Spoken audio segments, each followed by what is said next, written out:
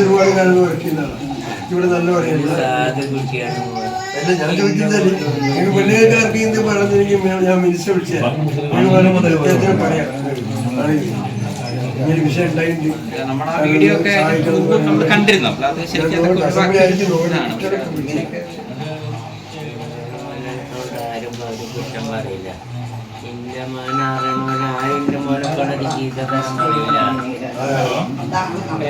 ഇതേപോലെ ഒരു അവസ്ഥ വേറെ ആൾക്ക് ഇല്ലാതിരിക്കാനാണ് നമുക്കിനിപ്പോ അതേ നമുക്ക് നോക്കാനുള്ളൂ. അമ്മയും അച്ഛനും ഇങ്ങനെ അനുഭവിക്കരുത്, അതാണ്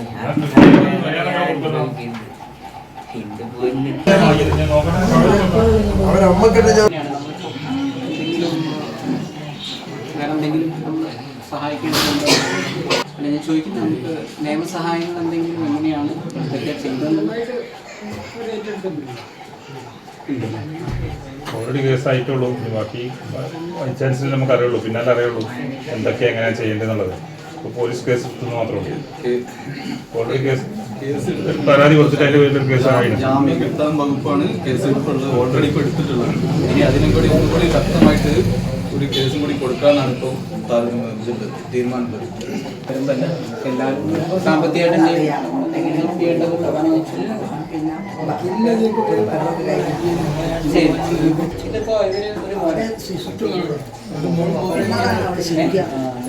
മുഖ്യമന്ത്രിക്ക് കൊടുത്തതിന് പറഞ്ഞില്ലേ, മുഖ്യമന്ത്രിക്കും പരാതി കൊടുക്കാൻ പോകുന്നുള്ളൂ. അപ്പൊ എസ് ഐ ടൗൺ അപ്പൊ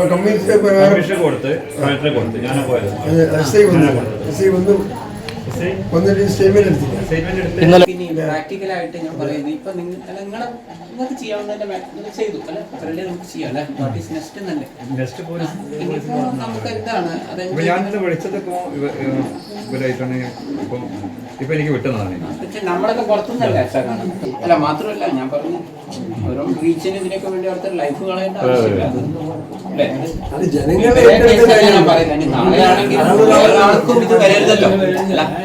കാരണം ഞാനൊക്കെ ഫീൽഡ് വർക്ക് ചെയ്യുന്ന ആളാണ്. ഞാനൊക്കെ കണ്ണൂരൊക്കെ വർക്കിന് പോയി ഇങ്ങനെ തന്നെയാണ് ബസ്സിൽ കയറിയിട്ട് തന്നെയോ തിരക്കുള്ള ബസ്സിലൊക്കെ കയറിയിട്ട് പോവുക.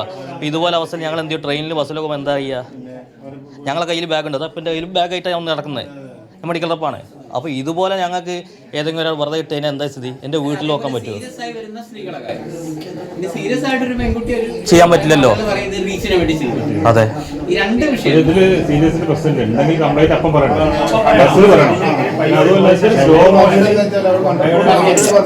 കാരണം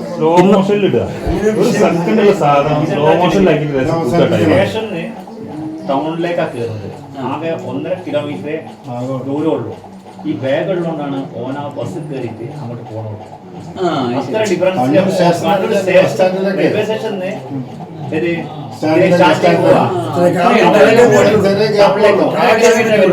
1.5 കിലോമീറ്റർ വ്യത്യാസം അടുത്ത് തന്നെയാണ്. പക്ഷെ ഈ ബാഗ് ഉള്ളതുകൊണ്ട് ഒരു ഓട്ടോ വിളിക്കുമ്പോൾ അതിന്റെ കാര്യങ്ങൾ വേണ്ടത് ഓമസിനാണ് കയറി അതേ നടന്നത് സാർ. അപ്പൊ ഏതായാലും ഞാൻ എന്റെ നമ്പർ കൊടുത്തിട്ടുണ്ട്. അപ്പൊ അമ്മേ